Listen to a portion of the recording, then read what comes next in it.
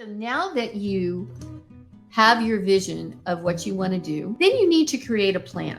I've had some people just simply say they haven't even logged in, or they logged in, they took one look at it, and they were immediately overwhelmed and simply didn't know where to start. I'm not even asking you to log into Kajabi and do anything at this point. This is you sitting down and creating a plan and making some key decisions.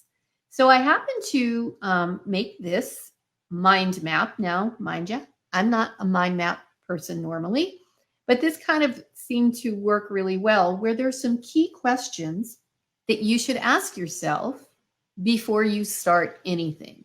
So for example, are you even going to use Kajabi for your public website? You might not need to. As I said, you might have a WordPress site. You've been creating consistent content on it. It works really well for you. You have the option or the experience of having some search engine optimization. Perhaps you're ranking for particular search terms that are important for your business. In that case, it's okay. You don't need Kajabi for your website.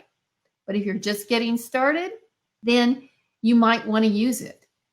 So then the question is, are you going to use a blog? Are you going to create a blog, whether that is for written blog content, podcast episodes, because yes, you can embed podcast player in a Kajabi blog and have it available. Same thing with a video show. You can upload your videos, have them hosted on Kajabi, and use that as your blog content. And so, yes, you want to then set up a blog page and your blog post templates in Kajabi. If you're already using a blog on WordPress, then you don't need to do anything and you don't need to worry about it. Do you want to use a custom domain? So when you first start with Kajabi, it's my first site, Deanna's first site.mykajabi.com.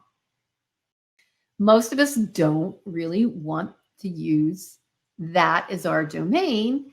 So you can have the option of changing it to your domain name, a domain name that you might own. You might even, if you have a domain name pointing to another website, you can create a subdomain. Like in my case, it's programs.deannafenton.com. So then you can follow and know that that's part of your plan of action. I need to create and set up a custom domain. Once again, our next decision is, are you going to use Kajabi for your email marketing?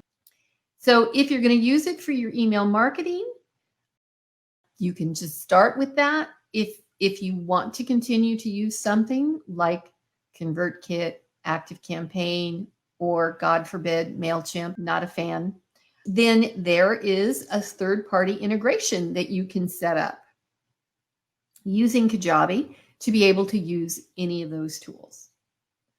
Are you going to, for your payment processing, are you going to use Stripe, PayPal, or both? Because you can use both, in which case you need to set up the appropriate accounts and integrate that account with your Kajabi site.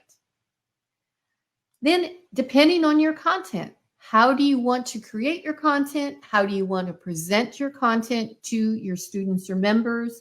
Is it something where you're going to drip the content out over time, or you're going to make it all available to them? This is a decision that isn't permanent. You can choose to do it one way and then change it later on. So it's one of those easy to change. So what have we talked about? We have talked about knowing what's possible, creating your vision, creating your plan by going through those key decisions on how are you going to use Kajabi, or how do you want to use Kajabi. And then it comes right down to, quite honestly, taking action. Because too many times we get kind of stuck in our heads about things being perfect and things having to be a certain way.